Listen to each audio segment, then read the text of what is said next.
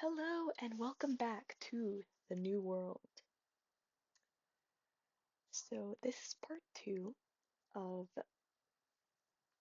a mini series where I'm kind of talking about mushrooms, specifically fungi, which are the actual organism which a mushroom pertains to.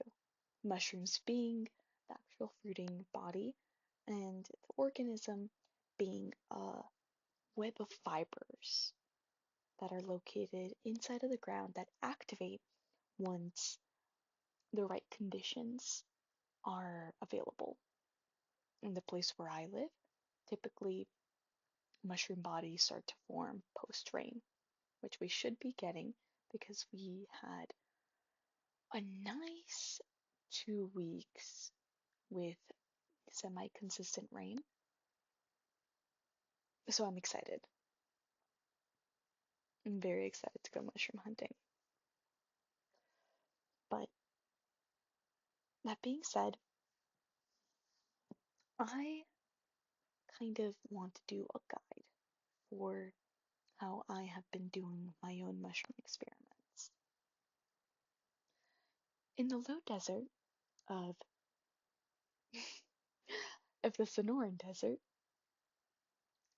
we are very consistently a place where we have incredibly dry conditions. Now, there are two primary rainy seasons in the desert that last, each one lasts about 2 to 3 months. But the last couple of years have been incredibly inconsistent. A summer ago, we had an entire month that had record high warm, hot weather and a very, very dry monsoon season, which typically happens in the summer months. It did not happen that year, and it didn't make it any better that temperatures were record high and ended up killing a lot of the plant life that is supposed to be native to here, that is supposed to be geared toward the extreme weather conditions we have here. Hundreds years old saguaro cacti just rotting on the ground. And I believe that one of the best ways to strengthen the ecosystem is through mycelium or mycological. It's mycological life. Why? Because they form relationships with plants directly in the ground through their root systems. Now, these two organisms work together by having mycelium collect water and nutrients found in soil. In the Growing Gourmet and Medicinal Mushrooms Guide, it speaks of how just 1 cubic inch can have a mile's worth of mycelium. That's an insane amount of compact life. So the surface area it can cover is incredible and maximizes the growth of plants. Now, what do the plants, well, what do the mycelium get out of this? Well, the mycelium get organic components that they can't produce themselves. Now, plants are wonderful because they do this little thing that feeds the entire world called photosynthesis. And through photosynthesis, the mycelia can get the organic compounds that they couldn't get on their own.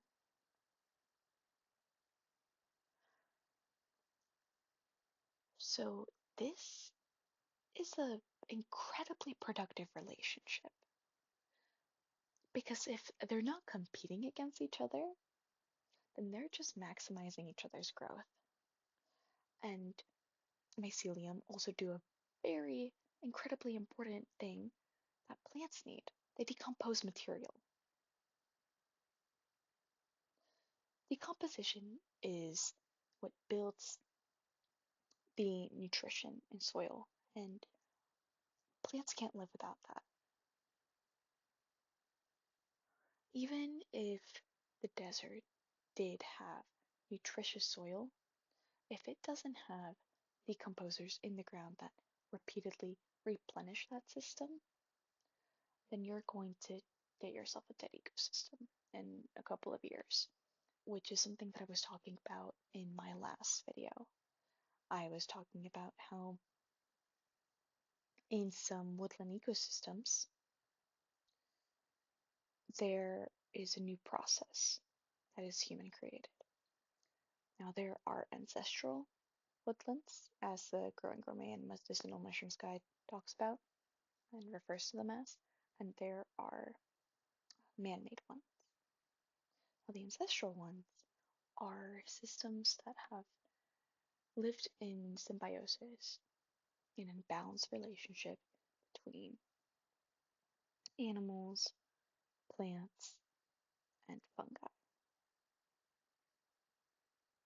And because all of these organisms have different life cycles, for example, a wolf isn't going to die at the same time that a tree does. And all the wolves and all the trees in a species aren't going to have the same life cycle because some of them are going to die sooner, some of them are going to die later. Each one is at a different stage of life. Each one is genetically different because of their parent. How susceptible are you to disease? What sort of, you know, genetic code do you have that might provide you with advantages or disadvantages? And that diversity is what protects the species. And that is one of the reasons that humans are still here today. And mushrooms help protect that diversity, which is why it is advantageous to look at mushrooms or adding, fungi into a gardening system or into a permaculture or agroecological or food forest, we can go on and on and on. It's just beneficial to consider what it can do for a system. There are a lot of different types of fungi that you can grow. Most of the ones that people are attracted to are those that you can eat. Now, I chose an oyster mushroom to start off with back in December because oyster mushrooms are one of the most commonly grown mushrooms in the world. They have a wide range of culinary uses, and they smell like laundry detergent once their mycelium gets established. So I established it back in early to mid December, and how I did so was I took cardboard, just a huge cardboard box that I had nothing else to do with except throw away, and I boiled it in a pot of water to pasteurize it, which is not the same thing as sterilizing it, which is something to keep in mind. By pasteurizing it, I'm killing, and I forget the difference between the two. By pasteurizing it, I'm killing competition that the oyster mushroom could encounter. Since then, I haven't pasteurized all of the material that I've used, and I've had luck with growing things. Competition that mycelium can encounter are, the molds that grow that grow on your fruits or veggies, foods you have in the fridge. Um, if you live in an area that does have competition of different fruiting, you know, mushroom fruiting body type fungi, then that could be a problem. It also depends on how that particular species reproduces. The region where I live in, the mushrooms that naturally grow here are spore releasing mushrooms. And because of the dry conditions we have, those spores can be fertile for, I believe, up to a decade. And all it takes is a nice rain for them to activate and start building their own mycelium. So if you live in a region where that sort of thing might be a problem, then yeah, you might want to look into not only pasteurization, but also sterilization. Another very important thing that mycelia need is something to feed off of. Now, mycelia, they feed off of cellulose, and cellulose is something that plants are made up of. Let me find the right passage here.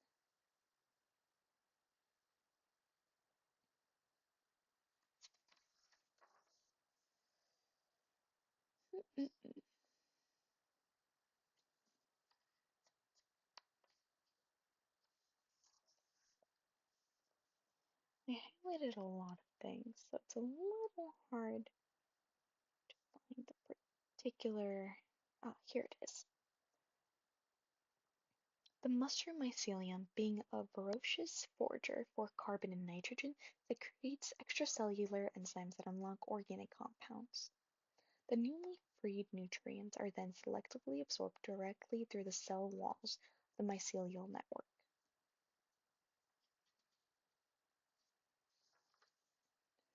And each species of mycelium has its own particular enzymes that it uses to break down different components of plants. Not all mycelium were created equal. Not all of them are primary decomposers. Oyster mushrooms, the one I am growing, are.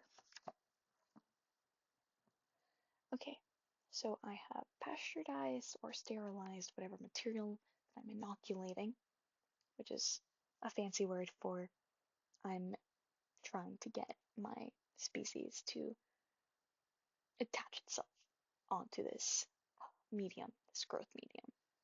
So I've pasteurized it.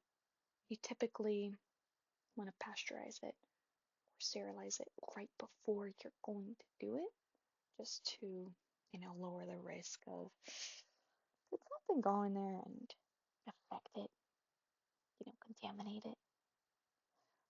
I think that's always good to do. I myself am not always cautious because I am an impatient person. And so you go through that process, and there are several different ways to inoculate things. You could use a broth. You could do what I did and just take the mushroom and cut it up and do layers of cardboard, or I know some people use coffee grounds or whatever material you're going to use. Oyster mushrooms are primarily a species that in the wild are found decomposing dead wood matter, so sawdust and straw would work on it as well. I use cardboard, and you layered it on there, and it will slowly start creating a new system, a network, if you will. So create that network, and then you could also, As a side note, you can also use spores to inoculate things. It really depends on what species you're using, and that depends on how much time and effort can you put in, what are the conditions that you live in, that sort of thing. I chose oyster mushrooms because they're easy, they're very beginner friendly, and because they aren't too picky about their conditions, and they're something that I can control very easily. Depending on the season, I can take them outside and have them in my garden beds. And, because I have a garden bed that has a regulated watering system, having a ground cover layer with my plants will hopefully retain some of that moisture so that they don't die.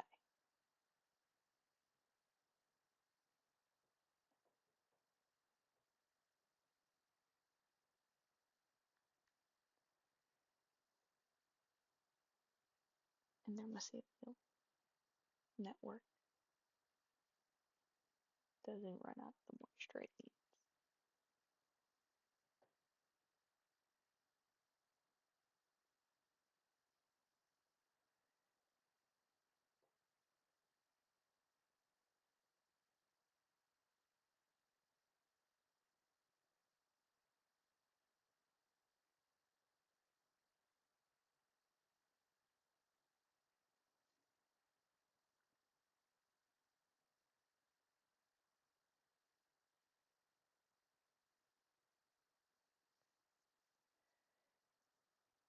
Something else that can be done is creating a broth solution that speeds up the growth of these organisms.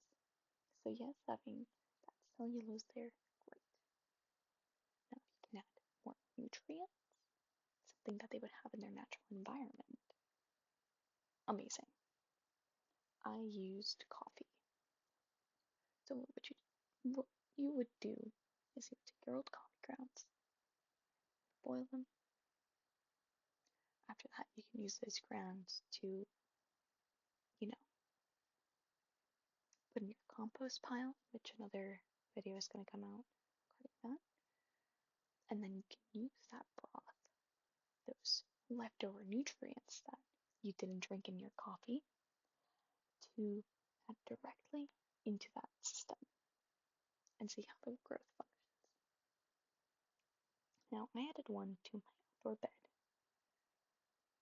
I haven't seen any signs of growth. Technically, oyster mushrooms don't quite like the cold, and it has been a bit colder because of the rainy conditions, but it also has been more humid, and it has had time outside in the sun. It's in a larger plastic container, so it isn't facing oppressive heat, but it also shouldn't be facing oppressive cold.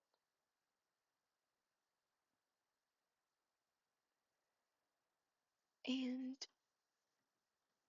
that one hasn't had much luck, but I took two experiments inside, and both of them, regardless of the amount of coffee I used, have been doing phenomenally and have absolutely taken over some of the cardboard in here. The wonderful thing about mycelia is if you rip some of the network off, it still works. The main one, the main system, I have it with me right now,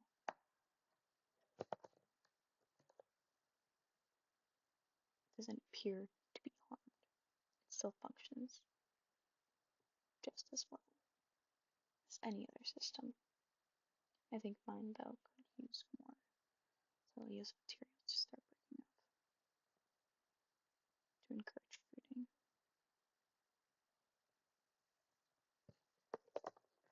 It's kind of compressing down, so it tells me that it is running out of things to consume, even if it has nutrients.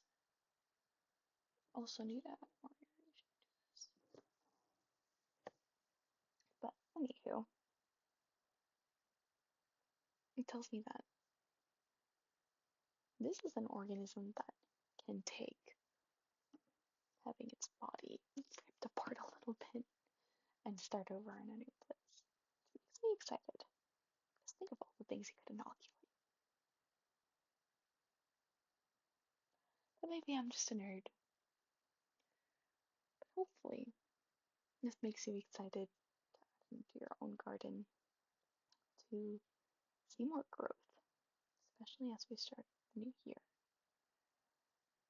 I know some places have already started their spring. Hopefully, you have. And I hope that mycelia and mushrooms are somewhere in your future and that you encourage it to grow and help your plants this year for a bigger harvest. And that is it for my mini series for now. I will do more updates. I'm going to do a lot more experiments in this new growing season. And I hope all of you have a lovely, lovely whatever time of the day it is where you are right